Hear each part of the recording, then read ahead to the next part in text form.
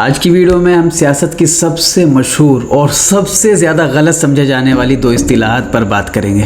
ہم ہر روز خبروں اور سوشل میڈیا پر دو لفظ بہت سنتے ہیں، رائٹ ونگ اور لیفٹ ونگ۔ خاص طور پر جب سے یورپ میں اسلام مخالف جماعتیں الیکشن جیت رہی ہیں، یہ کہا جا رہا ہے کہ یورپ میں رائٹ ونگ کا عروج ہو رہا ہے اور یہ مسلمانوں کے لیے خطرے کی گھنٹی ہے۔ آئیے ان اصطلاحات کو گہرائی سے سمجھنے کے لیے تھوڑا پیچھے جاتے ہیں، تاریخ کے اسی لمحے میں جہاں یہ الفاظ پیدا ہوئے، اور پھر دیکھیں گے کہ آج 2026 میں ان کا مسلمانوں کے لیے کیا مطلب ہے۔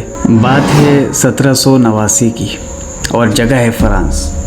وہاں انقلاب یعنی فرینچ ریولیوشن کی آگ لگی ہوئی ہے، بادشاہت خطرے میں ہے، اور ایک بڑے ہال میں نیشنل اسمبلی کا اجلاس ہو رہا ہے کہ نیا قانون کیسا ہوگا۔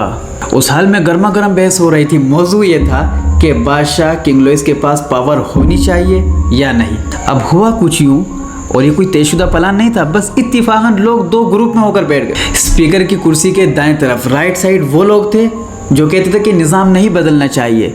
یہ لوگ بادشاہت کے وفادار تھے، چرچ کے حامی تھے اور پرانی روایات کو بچانا چاہتے تھے۔ یہ اشرافیہ یعنی ایلیٹ کلاس تھے۔ اور اسپیکر کے بائیں طرف لیفٹ سائڈ وہ لوگ بیٹھے جو باغی تھے، وہ کہتے تھے کہ بادشاہت مرد آباد۔ وہ انقلاب چاہتے تھے، برابری چاہتے تھے اور چرچ کا کردار ختم کرنا چاہتے تھے۔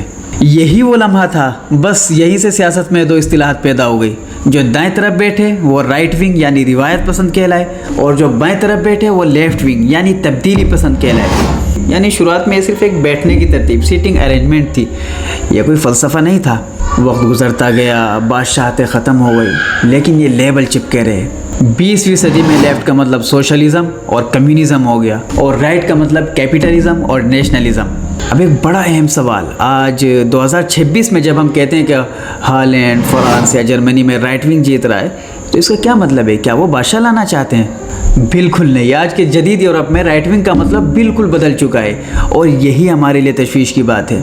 آج کا یورپی رائٹ ونگ تین چیزوں پر کھڑا ہے: شدید قوم پرستی، نیشنلزم، وہاں ہجرت جو کرنے والے ہیں ان کی مخالفت، اور سب سے بڑھ کر اسلاموفوبیا۔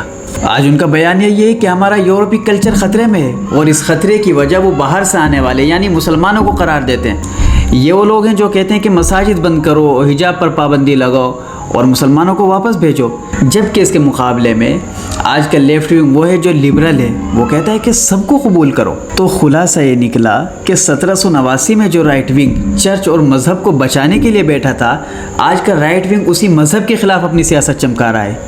یہ تاریخ کا ایک عجیب تضاد ہے۔ مسئلہ لیفٹ یا رائٹ کے لیبل کا مسئلہ نہیں، مسئلہ اس تعصب اور نفرت کا ہے جو یورپ کی سو کالڈ لبرل اور سوسائٹی میں تیزی کے ساتھ پھیل رہا ہے۔